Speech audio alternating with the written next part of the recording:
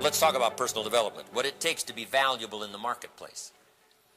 What it takes to create value in the marketplace. Here's number one, learn the lesson of the seasons. Coming to grips with life, the ponderables and the imponderables, what we can see, what we can't see, what we can feel, what we can't feel, what's obvious and what isn't obvious, all of that mixture of stuff. We need to be continual students of that and how it affects our lives and how we can in return let that make us valuable to our families, the marketplace, to the people we meet, to our organization, to our enterprise. Learn the lesson of the seasons. The first book I ever wrote is called The Seasons of Life.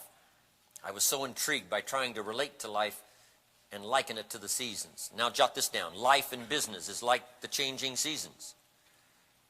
Can't say it much better than that. In simple words, life in business is like the changing seasons.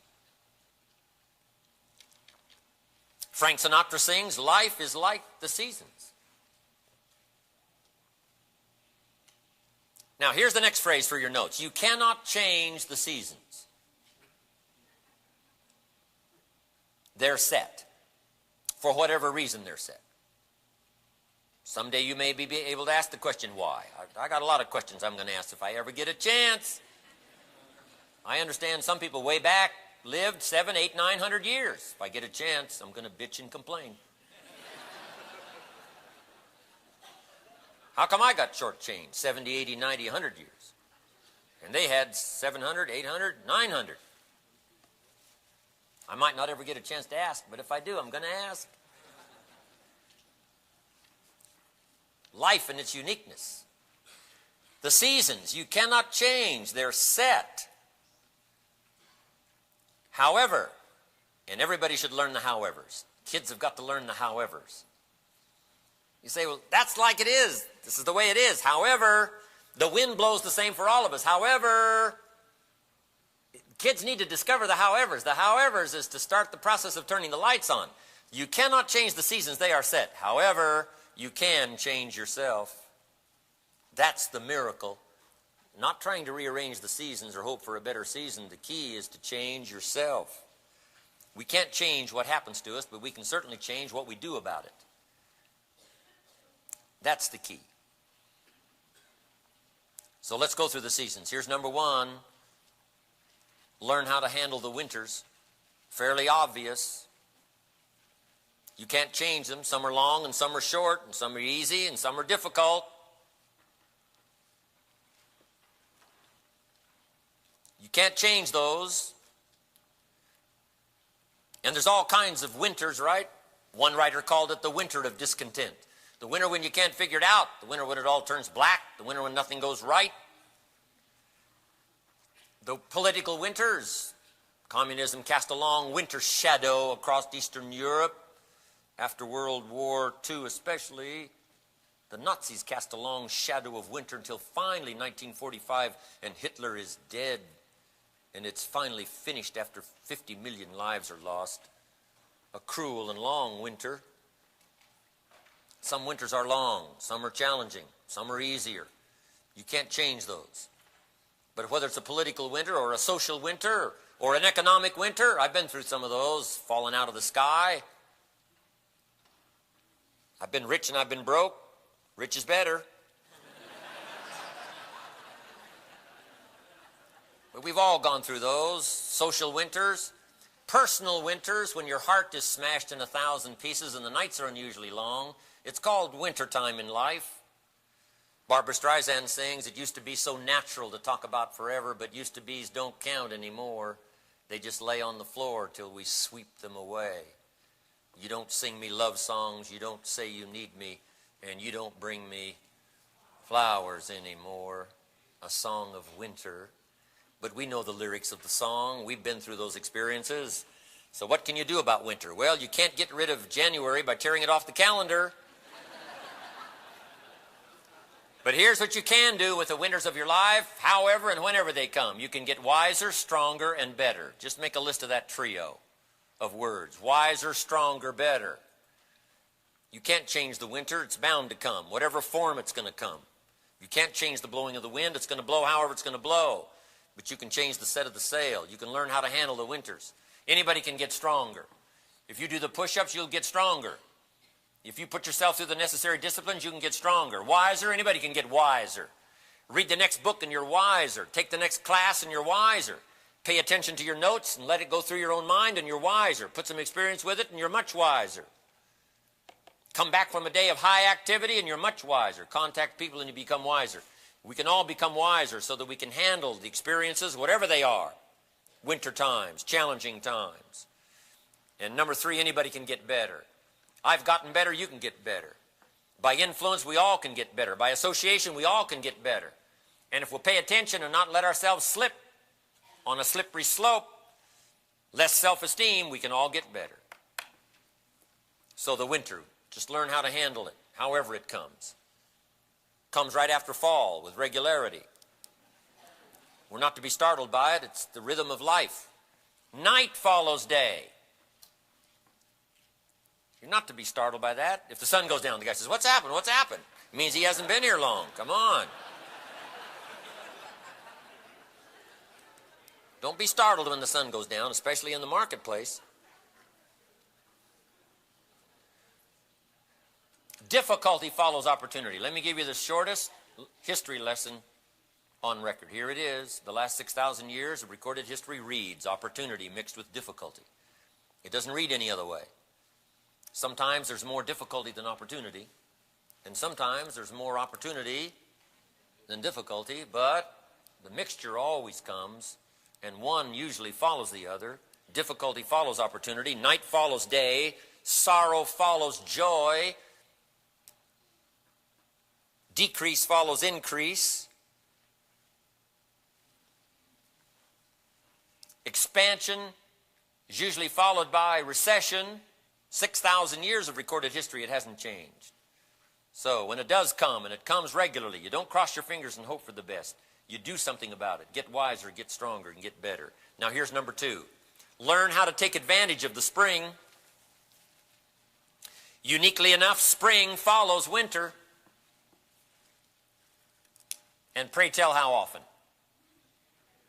Every year that we know of for 6,500 of recorded history, those are reliable statistics. Every time is good odds.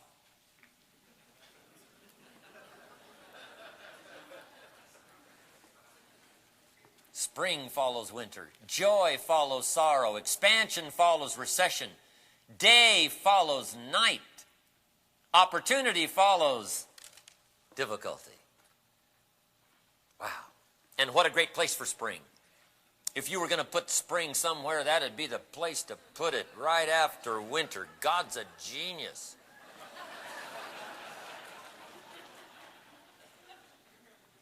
But underline the words, take advantage. Just because spring comes is no sign you're going to reap in the fall. You got to take advantage of the spring.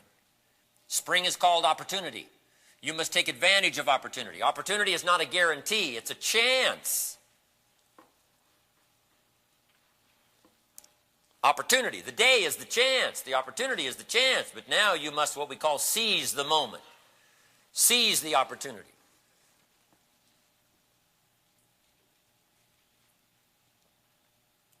Everybody in this room has to get good at one of 2 things. Planting in the spring or begging in the fall.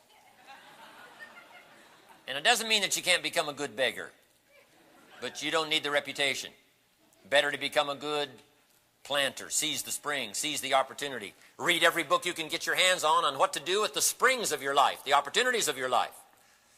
Don't just let them pass. Now, here's the next one. There's urgency here. Spring is only for a certain period of time. It's called window in space language, window of opportunity. It comes and then it goes. If they don't light off the rocket when it's time, they have to wait for another few hours, maybe for another day, maybe for no telling how many days. If you don't take advantage of the spring, you got to wait for another whole return of the cycle of seasons to come around. So take advantage of the day while it's here. Take advantage. Now, there's another sense of urgency, and that's to take advantage of every one. There's only a handful of springs. How many? Just a handful. Life is brief at the longest.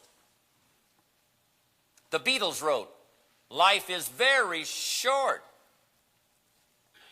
How true. And for John Lennon, it was extra short. For Michael Landon, it was extra short. For my mentor, Mr. Earl Schoaf, it was extra short. He died at age 49. And I'll give you some reasons why he died so young, probably tomorrow. But life is short, so you got to take advantage of every one. Sometimes we mistake how much time we got. Guy says, I got 20 more years. No, you got 20 more times.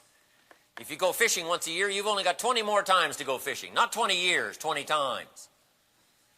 Learn to evaluate each experience. Life is not the passing of time. Life is a collection of experiences, their frequency and their intensity. Treasure each one. Treasure each opportunity. Invest everything you can in it. Why? There's just a few, handful. Don't just let them pass, and finally they run out, and life reaches its tragic end without having invested and gotten the return. Don't let that happen to you. This is an opportunity. Take advantage. Put in your time. Burn the midnight oil. When you're launching something into orbit, I'm telling you, you got to bring every bit of power to bear. Launch it till you get into orbit. In the springtime. What if you asked a farmer to go bowling in the spring? He would think you were insane beyond reach. You can't go bowling in the spring. You can go bowling in the winter when the crops are safely in and the harvest is gathered, but you can't go bowling in the spring. You've got to decide what's spring for you, and don't let anything interfere. Set aside some times to do some things some other time, but springtime, getting it going, springtime, planting the crop. We've now got the lights on the tractor so we can plow all night and sow all night and harrow all night, getting ready. So number one, learn to handle the winters. Number two, take advantage of the spring. Here's number three. In the summer, interesting season, summer, you must do two things. One, give nourishment to your values. And number two, fight the enemies. Two things are important in the summer, and that's to nourish what you've started. When you talk to somebody now, you got to give them nourishment. Once you sign somebody up, you got to give them nourishment. Once you have told the story, now you've got to back it up with nourishment and food. Once you've planted the garden, now the garden needs nourishment. But here's what else is important: to fight the enemies. Every garden will be invaded. Not to think so is naive. Every virtue will be challenged. Every good will be threatened by evil. Every health will be threatened by illness. Every success will be threatened by failure. Everything that has liberty will be threatened by tyranny. It is the nature and the uniqueness of life. So in the summer, like a mother, give nourishment to your values, your family values. Give nourishment to your friendships. Give nourishment to your enterprise. Give nourishment to the people. They'll respond if you feed them. Give them nourishment like a mother. But here's what else you must do. Fight the enemies like a father. Stand guard over your values. And see if you can't do battle with the enemies that are out to take it. As soon as you plant the crops, the busy bugs and the noxious weeds are out to take it. And here's the next bit of truth. They will take it unless you prevent it. So be the great preventor. Be the great protector. Love what is good and hate what's evil. Give life like a mother. Take life like a father. Love and care like a mother. Threaten like a father the enemies of any value that you consider dear. Any father would stand at the door of his family and say to the enemies of his family, take 3 more steps toward this family, you'll cease to exist. I'm father, I kill. Beware. I'm asking you to so declare war on your enemies. Give nourishment to your values and declare war on your enemies. Give life like a mother. Take life like a father. Love like a mother. Hate like a father. Vitally important. Yes, it's possible to love like a father and hate like a mother, just so you get both done.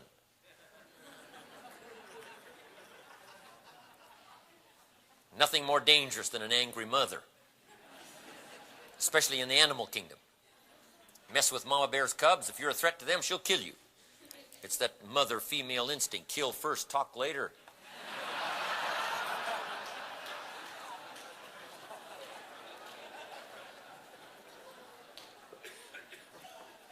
Protect with a vengeance.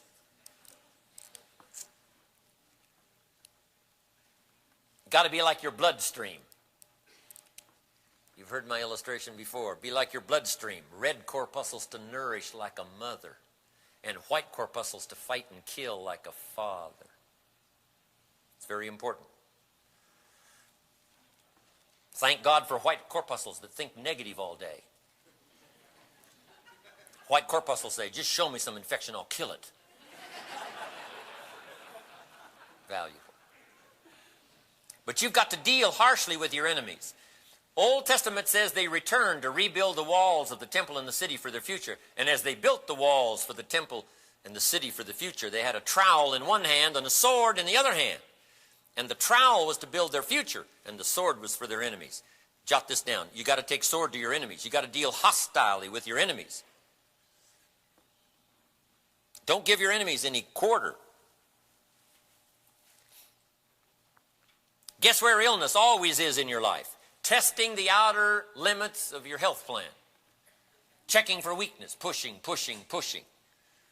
Since evil is the weaker, it's the more demanding, it's the more pushy. It's not polite. Does not ask if it can.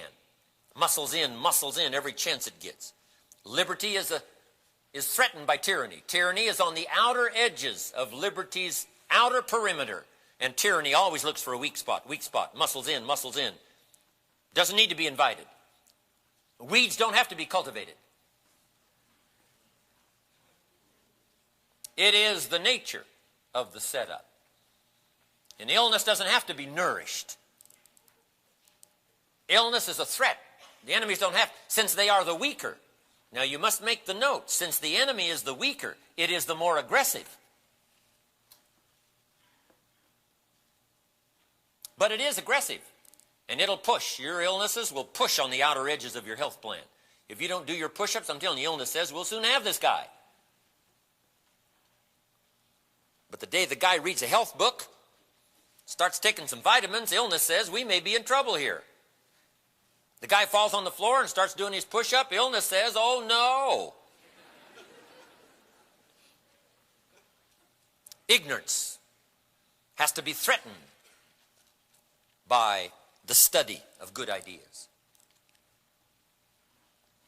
When you pick up a book, ignorance says, we may be in trouble here.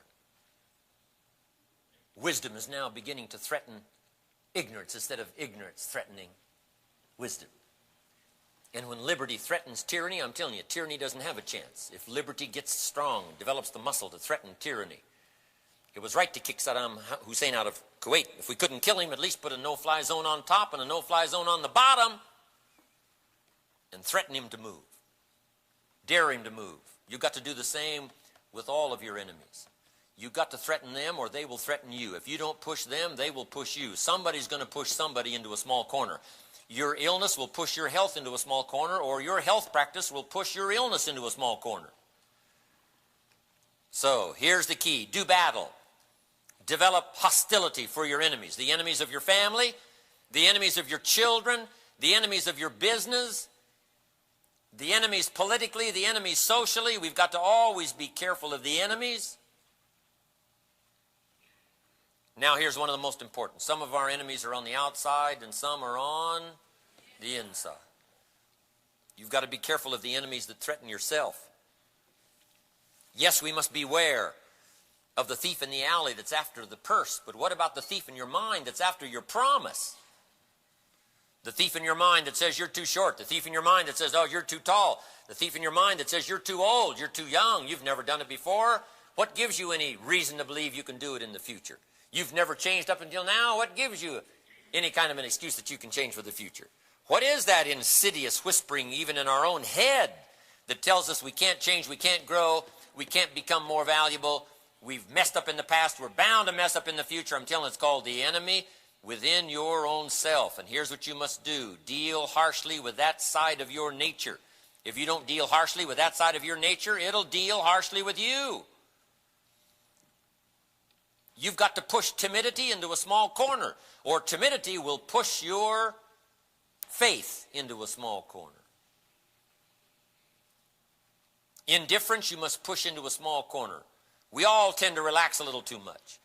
That's why the language was given those 6 days of labor, 1 day of rest. Why? So we wouldn't be tempted to rest too much, rest too much. Rest is always, after it's supplied you with enough energy and vitality, always beckons to just, linger here a little longer, and you got to rise up and say, no, too much rest is an enemy. Whether I find it out there or in here, I've got to deal with all my enemies. I'm asking you to deal harshly with your enemies, lest they deal harshly with your bank account. They deal harshly with your heart. They deal harshly with your health. They deal harshly with your future. They deal harshly with your relationship with your family. A little bit of discipline is easy to curtail. Discipline unmanaged or let go, I'm telling you, starts to ruin everything it touches. So I'm asking you to go to work on your enemies in the summer. And you can do that. Indifference, indecision is an enemy. Indecision is the thief of opportunity. A little bit of indecision and there goes the opportunity. The time is missed. The door's closed. The call is unmade. A little bit of indecision, I'm telling you. You say, well, what if I make the wrong decision? It's better than no decision at all. Just get off the fence. Somebody said, what if it's the wrong side? You can always get back on the other side. But on the fence, no progress. Guys on the fence saying, giddy up, giddy up. No, you got to giddy off.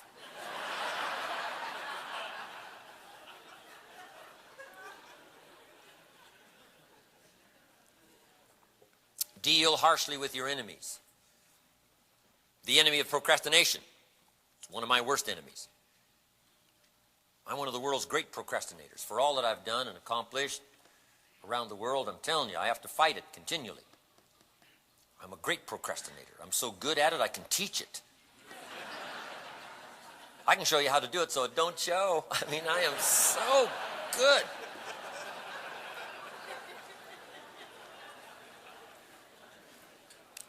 But I also know the price it exacts. I know the books I haven't written. And the stuff that hasn't been created, I'm telling you, it does not taste good to me. What seemingly tastes good in the mouth sometimes turns bitter in the belly. You say, oh, let it go now. Letting it go tastes good. Yes, now, but not later. Key phrase, we must all suffer one of two pains. The pain of discipline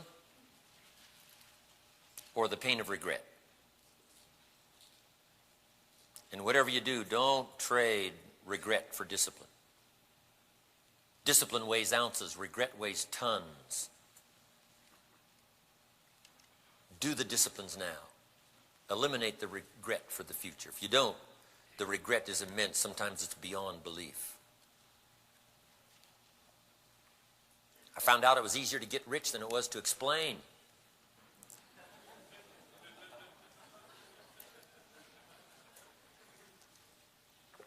Come on, it's not that hard. It's not that hard to do the health disciplines. It's not that difficult to do the financial disciplines for your future. It's not that hard to do the recruiting disciplines. It's not that hard to do the invitational disciplines. It's not that hard to talk. It's not that hard. Once you break a little bit of ice, you're on your way. Get those early things done so that the regret will be eliminated, driven into a small corner, and you will flourish in the rest of the house, having productivity beyond your imagination and beyond your belief. So deal harshly with your enemies. Here's a couple of more. Pessimism. I'm telling you, that inclination to get you to see only the dark side, the problem side, the difficult side, that it can't be done side. Yes, there's both sides to the issues. Yes, the glass is half empty, but it's also half full. You've got to deal with your own pessimism. Pessimism will try to get you to believe the elevator only runs one way, down. You got to say pessimism, that's foolish. Why do they call it elevator?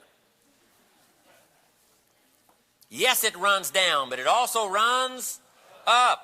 Yes, it's half empty, but it's also half full.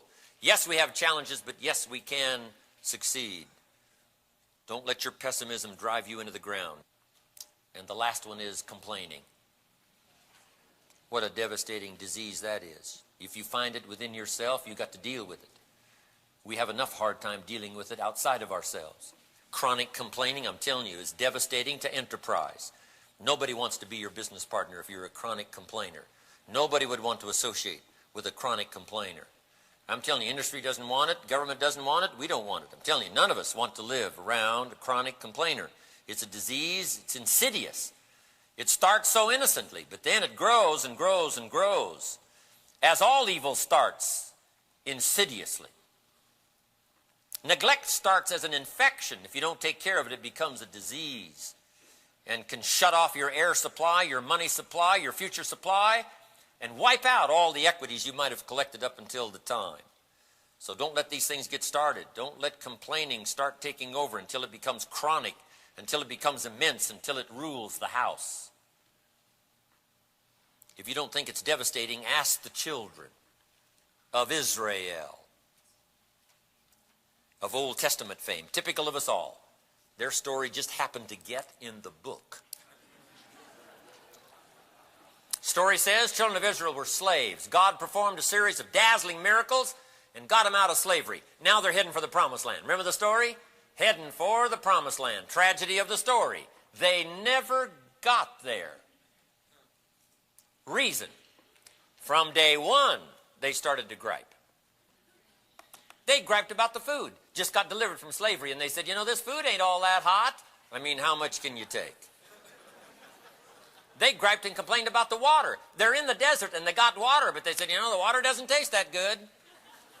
Give us a break. They even griped about the leadership that delivered them from slavery. They whined and cried because it was too hot, too cold, too far, too difficult, too rocky. They whined and cried for years. Finally, God said, I've had it, trip canceled.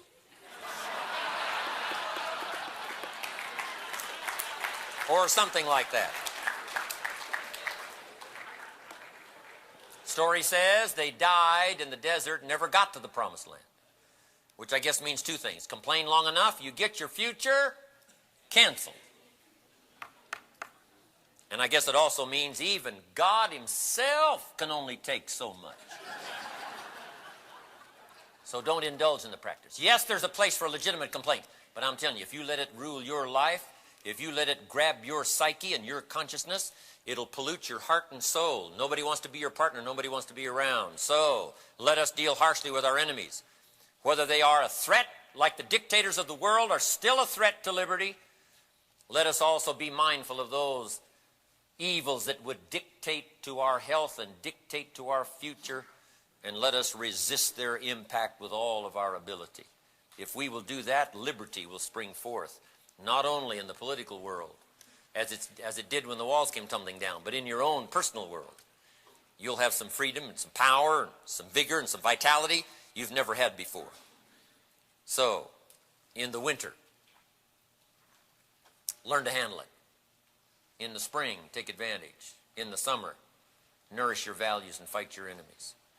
And here's the last one. In the harvest, learn to reap in the harvest without complaint. Learn to reap in the harvest without complaint. This is one of the highest forms of human maturity. Not complaining about the harvest. Your harvest. And the reason is because it's your crop. You're the one that planted it. You're the one that sowed it. You're the one that did it. Whatever the return is, it's your personal responsibility. I tried to tell Mr. Schoaf when I met him, age 25, you know, they don't pay very well. And he said, that's not the issue. What they pay is not the issue. I always thought it was up until I was 25. He said, no, what you're worth is the issue. They pay all the way now from $5 an hour to $200 million for 1 year's work. That's what they pay. The question is, what do they pay you? And what they pay you is not what the scale is. What they pay you is what you're worth on the scale of value. So when you get your paycheck, here's what it indicates, what you're worth to the marketplace. Now you can argue about it all day long, and you can say it should be different all day long. You could say I should have a more generous boss all day long, and you say the marketing should, you know, have more incentives in it all day long. It should be a better world. How come it's this way? Hey, you know, go create your own planet, right? We'll give you a chance. See if you can do better.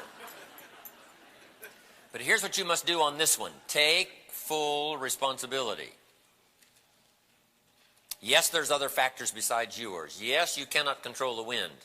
But if you were too lazy to set a good sail, if there were books to read you didn't read, and if there were classes to take and you didn't attend, music to listen to and you didn't listen to it, poetry to read you didn't read, ideas you never went searching for, see, then the rest is your fault. If you could have learned a backup skill and didn't, that's nobody's fault but yours. If you could have 3 skills instead of 1 and you didn't, that's your fault. It's nobody else's fault. The values are all there for the creation. Opportunity is there for the asking. Everything is available to us. We just got to reach out and touch it. If you don't touch it, that's up to you. If you don't take time to burn a little midnight oil, take that extra class, learn the extra skills, see, that's your responsibility. So in the harvest, number 1, do not complain. Take responsibility. But here's the other one. In the harvest, do not apologize if you've done well. No complaint if you haven't done well because it's your crop, and no apology if you have done well. If you have operated enlightened self-interest so that everybody wins, when harvest time comes and you've done extremely well, you don't need to apologize. If you have served well, you don't need to apologize. If you've made a fortune serving well, you don't need to apologize for the fortune. You don't need to feel guilty about it. You don't need to feel bad about it. You should be proud of it. So here's the highest of maturity. No complaint and no apology.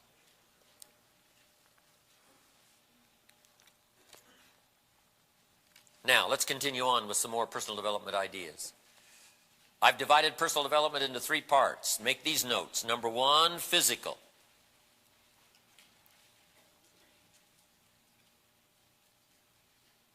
We all need a good physical support system. If you want to be successful, physical is part of it.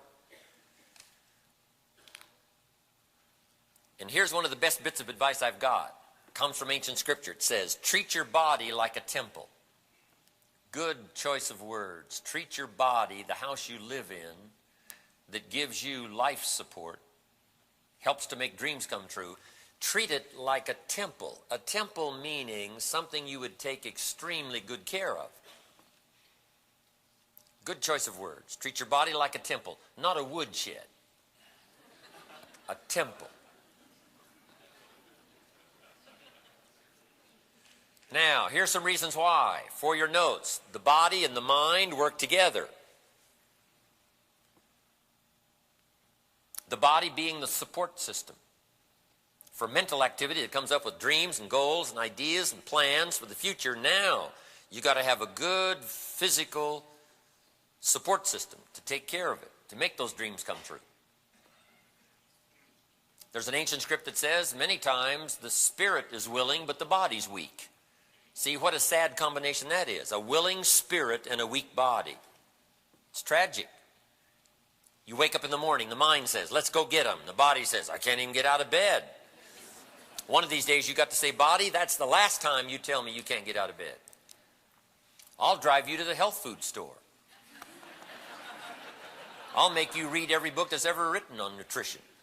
I'll choke vitamins down you until you go cross-eyed. This is the last time you're going to say, I cannot support you and make dreams come true. Never again will I allow you to be an anchor, to be a drag. You are now going to support me 100%. You've got to take charge even of your own body and make sure you've got a healthy support system working for you. A lot of people don't do well simply because they don't feel well. So, just take care of that. Study nutrition. Do the exercises. And don't be too lazy to do it.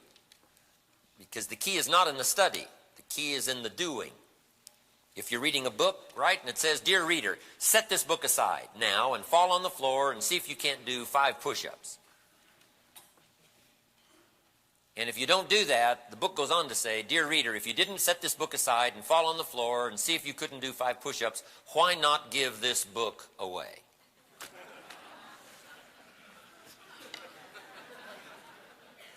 So remember, the value is not in the reading. The idea is in the reading. The value is in the doing. Pick up an idea and put it to work, however simple it might be to start with. You can get to the more complicated things about changing your life and values, but start with the simple ones. Some good nutrition, exercise. My mother extended her life an extra 15, 20 years just by studying good nutrition. I lost my mom about 6 years ago. But the doctor said, you know, you could have lost your mother 15, 20 years ago. How she lived this long is a miracle. He said, the walls of your mother's heart were paper thin. It's a miracle she's lived this long. But I knew part of the miracle. Something told my mother way back when I was just a kid that if she didn't take good care of herself, she wouldn't live long, which was true. So Mama started studying nutrition. Vitamins, minerals, trace minerals. Back then, what was a trace mineral? Enzymes, amino acids. I mean, Mama knew all that. She studied it. Some of that stuff she mixed up. I'm an only child, right? She mixed it up for me and Papa. She said, if this stuff don't kill us, I think it'll help, right? You know, we're gagging down the stuff. But guess what? Did wonders for my mother. Gave her an extra 15, 20 years. And my father, 92, no illnesses. My daughter's 34, 35, no illnesses. I passed the big 5-0 a long time ago, no illnesses. I got grandkids, no illnesses. Mama taught us well. So I'm telling you, pay attention here. Make your body become a supreme physical support system to help pull off your dreams for the future. And don't settle for anything less. Next is physical appearance. Part of our value in the marketplace is how we appear. You got to take care of that. There's another ancient script that says, God looks on the inside, people look on the outside. What a good bit of information. So you got to take care of the inside for God, you got to take care of the outside for people. Someone says, well, people shouldn't judge you by your appearance. Well, let me give you a clue. They do. You can't deal in these shoulds and shouldn'ts. You'll be upside down for the rest of your life. Now, when people get to know you, of course, they'll judge you by more than what they see. But at first, they're going to take a look. And here's the best advice I've got on that. Make sure the outside is a true reflection of the inside. Prepare the inside for the future. Still the chaos. Create value inside, but then let it reflect outside. So that we can not only hear it, we can not only feel it, we can see it. The physical part. Now here's one more part on physical. Be conscious of self, but not self-conscious. You don't have to, spend 8 hours be a bodybuilder, right? You don't have to, take it to the extreme, right? Unless that's your profession or unless you're into that sort of thing. Just enough, I'm telling you, an hour a day, 45 minutes a day, watching your diet. My father still does all the stuff Mama taught. From the apple a day to the whole deal, to all the handfuls of stuff he takes every day. The garlic tablets and the vinegar in the water every morning. And the exercise and the whole deal. Fried chicken, you take all the skin off. My papa still does all that. In an egg, right, he eats the white, throws away the yolk. Papa, all the stuff Mama taught, I'm telling you, big share of it he does. Now, when Mama was alive, they used to juice all this stuff, right? And, he doesn't take the time to do that anymore. Distill the water. I mean, Mama did all this stuff. And so there's a couple of things that he doesn't do, but I'm telling you, most of it he does. And the exercise and all the rest, and he's going strong. I'm sure he's going to reach 100. I want him to see the turn of the century. And I want you to see the turn of the century. So, take care of yourself, physically and outside appearance. The physical part is vitally important to your future. But be conscious of self and then just let it go. Do the best you can, dress the best you can, look the best you can, smell the best you can, but then don't worry about it. Just do the best you can and forget it. Okay? Conscious of self, but not self-conscious. Now here's the next part of personal development, and that's the spiritual part. Now I'm an amateur on the spiritual side, so I can't give you a great lengthy bit of advice here. I do happen to believe that humans are a special creation. As it says in America's Declaration of Independence, that our Creator endowed us with certain inalienable rights, something that's difficult to say about an alligator and a spider and a crocodile and birds, fish. But whatever you believe, I'm not asking you to adopt my belief of spirituality, but here's my best advice. If you are a believer, study and practice. Whatever you believe in, don't neglect it. So if you're a believer, study and practice your belief, spirituality. And there's plenty of support books. There's plenty of ideas. There's plenty of help from the Bible and all related books on spirituality. Do not neglect your studies, and do not neglect the practice, the spiritual side. Now here's the third part on personal development, and that's the mental side. The mind, that part of us that develops a guidance system, the set of the sail, so vitally important, the mental side. Now let me give you some tips on the mental side. Number one, it needs to be nourished. The mind has to be fed, can't be starved. Some people read so little, they got rickets of the mind. Not enough nourishment of the mind, not enough substance, not enough stuff for the mind to flourish. And remember, the miracle of your future is not worked out by the body. The miracle of your future is worked out by the mind. This is where you've got to come to grips with decisions. This is where you've got to recognize an opportunity. This is where perception needs to flourish, where refinement needs to be a part of your experience. And without this, I'm telling you, you can make too many mistakes, waste too many years, not be much further ahead 10 years from now than you are right now, unless you work and nourish the mind. So it must be well fed. In fact, we call it food for thought. You know, we talk about, a toast of bread in the morning for your body, but also a cassette in the player or in your automobile called bread for the head. A slice of cassette for your thought processes. So feed the mind. We lack not capacity, only teachers. Everyone here has the capacity to do extraordinary things. You may not have the teachers yet, but you don't lack the capacity. Kids don't lack the capacity. Guess how many languages a child can learn? As many as you'll take the time to teach them. Kids in Europe speak 4, 5, 6, 7 languages. Kids don't lack capacity, only teachers and time. And give yourself the credit. You do not lack the capacity. You've got the capacity to be rich and wealthy and powerful. You've got the capacity to be healthy. You've got the capacity to influence other people. You've got the capacity to spin out enterprise, companies, corporations, organizations, future, unlimited. You've got the capacity. But all you've got to do is nourish that capacity. Take advantage of that capacity. Feed it properly so that it feeds back to you ideas that'll bless your life forever.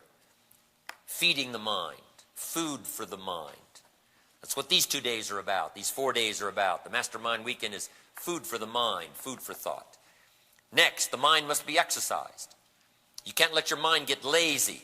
It is so useful in helping to make decisions and determining prosperity for the future. But if you get lazy, I'm telling you, it won't work as well for you. You've got to keep these systems alive, keep them working. That's why debate is important.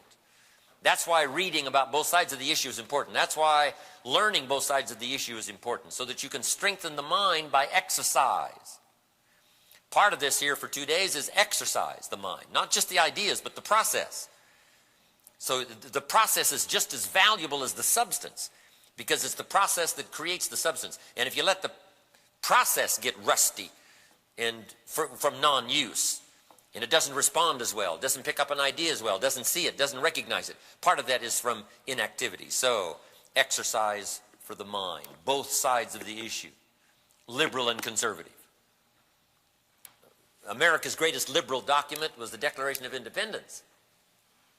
America's greatest conservative document was the Constitution of the United States. You got to have both liberal and conservative. Liberal says, step on the gas. Well, yes, we probably should step on the gas. But conservative says, step on the brake. You can't just step on the gas, we'll have a wreck. That's true. But you can't just step on the brake. We won't go anywhere. You got to have a little gas and a little brake. Hit the gas, hit the brake, and hopefully somebody's smart enough to steer.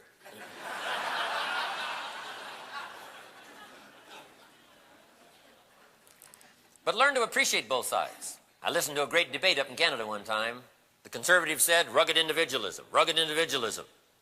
Every man for himself, rugged individualism.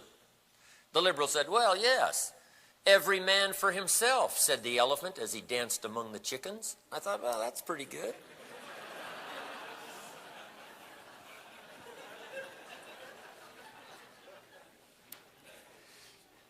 Rich DeVos has just written a good book called The Compassionate Conservative. You know, the ultimate is both worlds working well. There's an ancient script that says we should be as wise as a serpent and as harmless as a dove. Now, the big challenge is they don't usually go together. People that are as wise as a serpent are not usually as harmless as a dove, and people that are as harmless as a dove are not usually as wise as a serpent. But here's what it says: strive to be both. That's where the ultimate summit kind of living is to be as wise as a serpent and as harmless as a dove. To be powerful and gentle. One ancient writer said, I've learned to be both ambitious and content. See, that's called the ultimate in striving for something unique. Most greatly ambitious people are not that content, and most content people are not that ambitious. But here's the best, to see if you can strive for the best of both worlds, to blend ambition with also being content. Powerful. So, give the mind a chance to be fed, and number two, give it a chance to be exercised. Now, let's talk about your personal development library. Mr. Schoaf got me started, as I mentioned in other seminars, on my personal development library, age 25, and I got one of the best. Haven't read everything in it, but I feel smarter just walking in it. Smart enough to buy it. Now I got to be smart enough to read it, sort through it, and find out which is valuable enough to bet my money and time. But you got to have a good personal development library. Let's go through it. Make this note first. Your personal development library's got to be well balanced. Somebody says, well, I just buy the positive stuff. You can't do that. You won't have good balance. You can't live on mental candy and mental ice cream. You got to have the spinach for the mind. You got to have the vitamins. You got to have the enzymes. You got to have the full range. Make the note. Your library should be like the pantry in your kitchen, well balanced. The full menu for a healthy mind. Just like a healthy body, you got to have the full range, not just inspiration. Because we must ponder major life issues, not just be inspired. We must think to make wise decisions. You can't just get excited to make wise decisions. Sometimes you've got to thoughtfully ponder and wait for excitement to come later after you have made some wise decisions. So a well-balanced library. Let's talk about some pieces of your library. Number one, philosophy. We must all be students of philosophy. What constitutes a good government? What constitutes a good society? What constitutes a good life? What are values? What is right? What is wrong? Be a student also of consequences, benefits and consequences. Sometimes it's not a matter of morality. It's a matter of benefit or consequence. It's not whether it's right or wrong. There are some things right, wrong. But some things it's not a matter of right, wrong. It's a matter of benefits or consequences. You walk down this road, the bridge is out. You got problems with this road. If you continue to go down that road, you're going to suffer the consequences. Down this other road is plenty of benefits. Benefits or consequences. We must look down the road long enough to see whether or not the bridge is out, or whether there are benefits down a better alternate choice. But we've all got to be students of that, and that's called philosophy, right, wrong. Being able to perceive so we can adjust our values for the future and not go for something that would cost us too much, not compromise. Be a student of philosophy. It's called the set of the sail. Let the wind blow as it may the next 5 years, getting ready for the turn of the century. If you've got a good set of sail, you could care less about the blowing of the wind. Because here's what's unique. The same wind that carries others to disaster can carry you to success, depending not on the wind, but on the set of the sail. So we need a good study of philosophy. What is your philosophy on financial future? Your philosophy on good health? Your philosophy on spirituality? Be able to give an account of your own philosophy.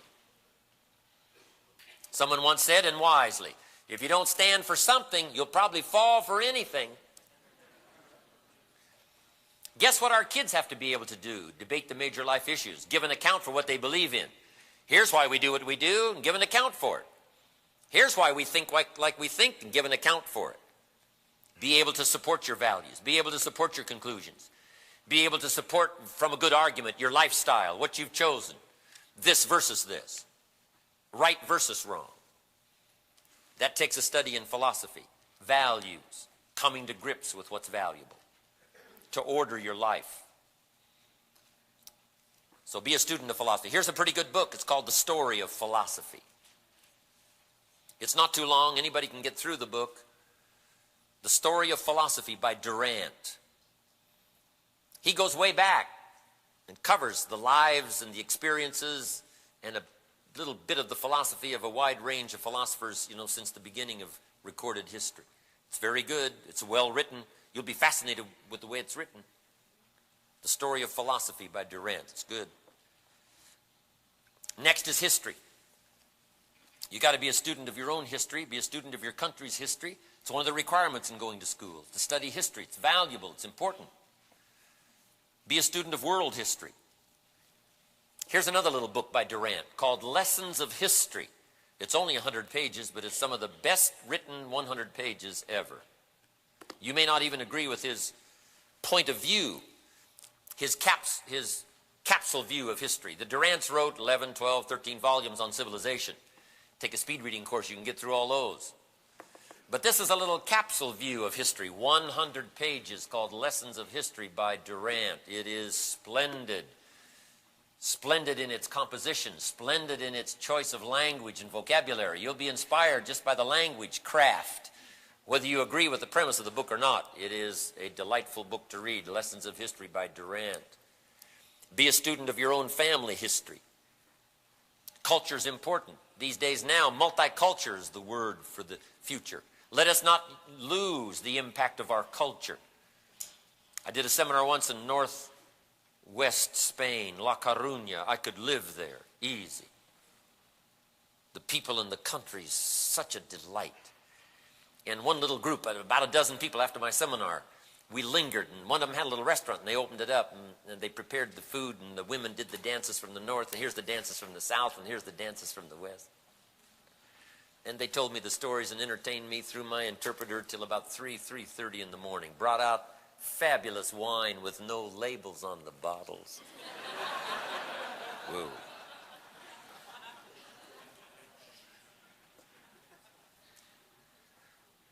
Soak up the history. We need the ethnic impact.